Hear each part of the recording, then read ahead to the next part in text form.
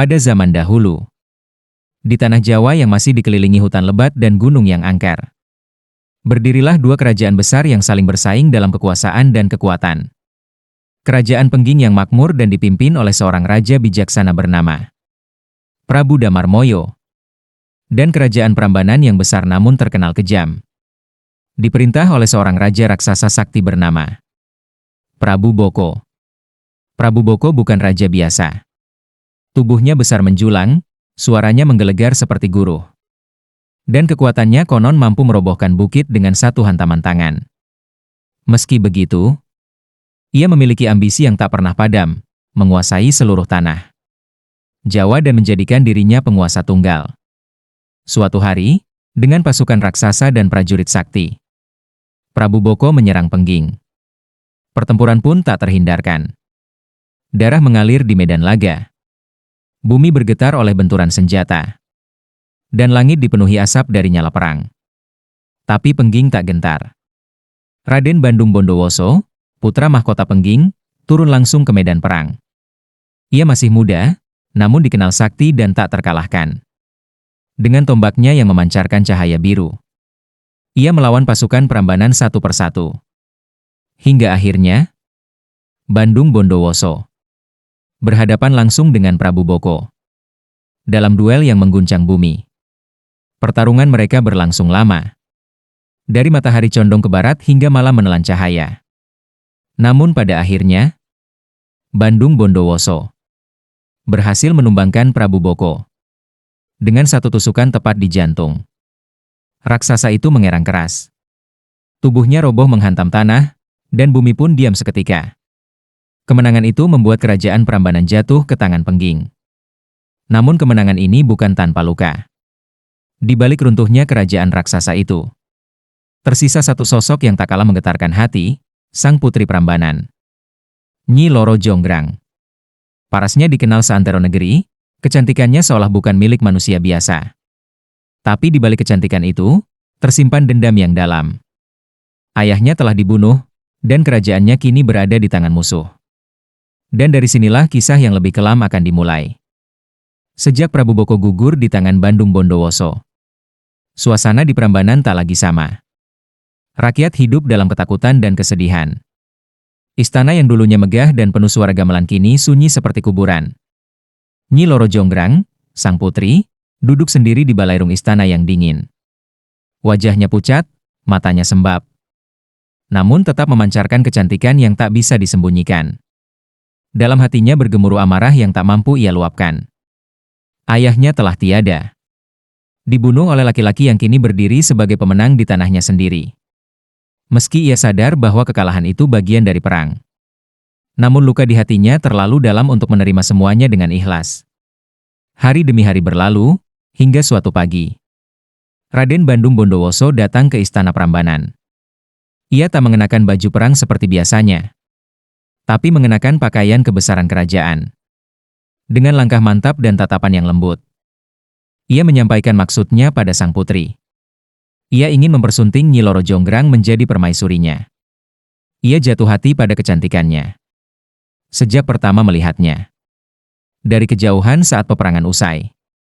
Namun bagi Loro Jonggrang, lamaran itu bukanlah kehormatan, melainkan penghinaan. Bagaimana mungkin ia bersedia menikahi pria yang telah merenggut ayah dan kerajaannya? Namun Loro Jonggrang tahu, menolak secara terang-terangan bisa membuatnya dan rakyatnya dalam bahaya. Maka, dengan suara lembut dan wajah tanpa emosi, ia berkata, "Jika benar kau mencintaiku, buktikan dulu kesungguhan hatimu. Bangunlah 1000 candi untukku dalam satu malam. Bila kau bisa melakukannya, aku akan menjadi istrimu." Bandung Bondowoso mengernyitkan dahi, namun tak ada keraguan di matanya. 1000 candi dalam semalam? Katanya pelan. Loro Jonggrang mengangguk. Dalam hatinya ia yakin, tak seorang pun bisa menyelesaikan permintaan itu. Tapi ia tak tahu, pria yang berdiri di hadapannya bukan sembarang manusia. Ia adalah kesatria yang bersahabat dengan makhluk. Halus dan memiliki kekuatan yang tak dimiliki manusia biasa. Maka malam itu, Prambanan pun mulai menyaksikan hal-hal yang belum pernah terjadi sebelumnya. Malam turun perlahan di langit Prambanan. Angin bertiup lembut namun terasa berbeda, seolah membawa firasat akan sesuatu yang tak biasa. Bulan pucat bersinar di atas langit, menyinari tanah luas yang sebentar lagi akan menjadi saksi sebuah keajaiban. Di tengah heningnya malam, Raden Bandung Bondowoso duduk bersila di tanah lapang, matanya terpejam. Bibirnya komat kamit melantunkan mantra dalam bahasa kuno yang tak dipahami manusia biasa. Tubuhnya memancarkan aura hangat bercahaya. Dan dari balik bayang-bayang pohon, mulai bermunculan makhluk-makhluk tak kasat mata. Para jin, bangsa lelembut, dan makhluk gaib dari penjuru tanah. Jawa datang memenuhi panggilan sang kesatria sakti. Dengan suara berat, Bandung Bondowoso mengucapkan perintahnya. Bangunlah 1000 candi sebelum fajar menyentuh bumi. Satu pun tak boleh kurang. Para jin mengangguk patuh, lalu mulai bekerja. Batu-batu besar seakan terbang sendiri, saling menyusun tanpa sentuhan manusia. Cahaya merah dan biru memancar dari langit, diselingi suara gemuruh dari tanah yang terguncang oleh kekuatan magis. Dalam waktu singkat, puluhan candi berdiri megah. Rakyat yang mengintip dari kejauhan hanya bisa ternganga dalam diam, tak percaya dengan apa yang mereka lihat. Sementara itu, di balik istana, Nyi Loro Jonggrang mulai gelisah. Dari kejauhan ia melihat bayangan candi-candi yang makin banyak. Ia tak menyangka Bandung Bondowoso benar-benar bisa membangun 1000 candi dalam semalam. Wajahnya pucat, jantungnya berdetak semakin cepat. Bila benar 1000 candi itu selesai, ia harus menepati janjinya. Ia harus menjadi istri dari pembunuh ayahnya, sebuah hal yang tak sanggup ia terima. Dengan cepat, ia memanggil dayang-dayangnya. Kumpulkan para gadis desa. Tumbuk padi sekarang, nyalakan obor sebanyak-banyaknya. Buat suara ayam berkokok, buat dunia percaya bahwa fajar telah tiba. Segalanya dilakukan dengan cepat dan penuh panik. Suara lesung bertalu-talu, obor menyala di kejauhan. Dan kokok ayam menggema di udara. Para jin yang sedang bekerja berhenti sejenak.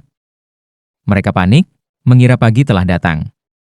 Satu persatu makhluk gaib itu menghilang ke alam mereka. Meninggalkan pembangunan yang belum selesai, terhenti. Di angka 909. Bandung Bondowoso berdiri mematung. Matanya menatap candi yang belum sempurna. Ia sadar, ia telah ditipu.